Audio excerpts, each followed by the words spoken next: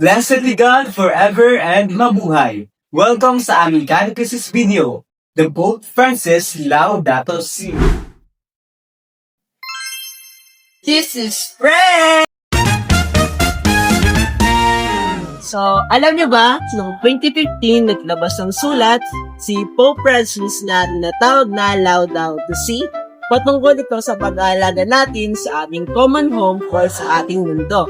Ang sabi ni Pope Francis, umiiyak na rin ng kalikasan dahil sa ginagawa natin.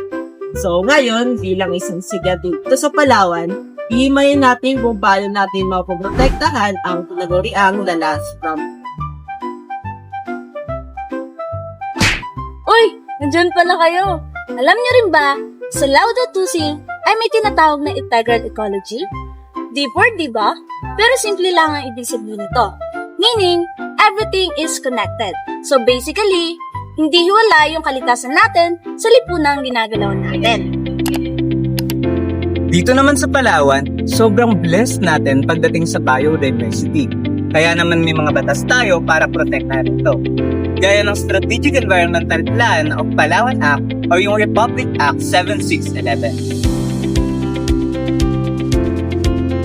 Ang batas na ito sa pamumuno ng PCSD ay naghahati sa mga lugar natin sa iba't ibang protection zones para maiwasan pang-aabuso sa kalikasan. Sabi nga sa Laudato Si, approve si Pope Francis sa mga lokal na batas na nagbabantay sa kalikasan.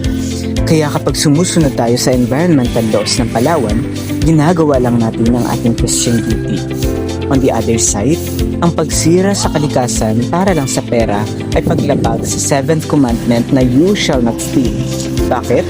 Kasi parang ninanakawan na rin natin ang susunod na henerasyon.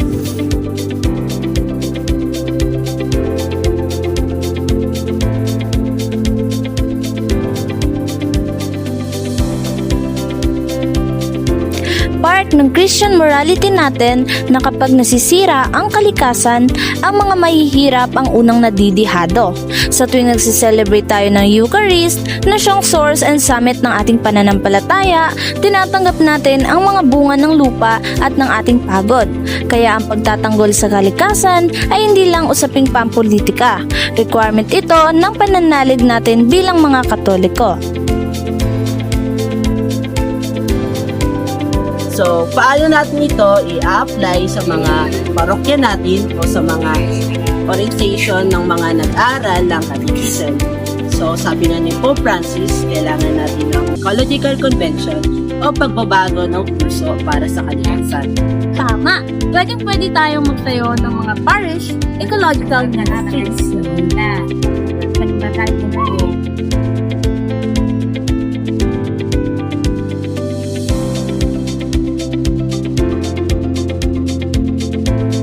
Maraming salamat sa panonood! Tandaan natin na ang pag-aalaga sa ating kalikasan ay pag-aalaga rin sa ating kinabukasan. Sama-sama nating alagaan ang ating common home. Who did? God did!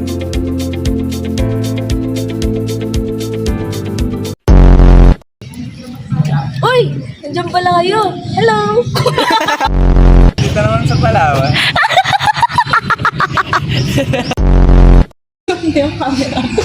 Ayos na ba siya? Kung ka nga!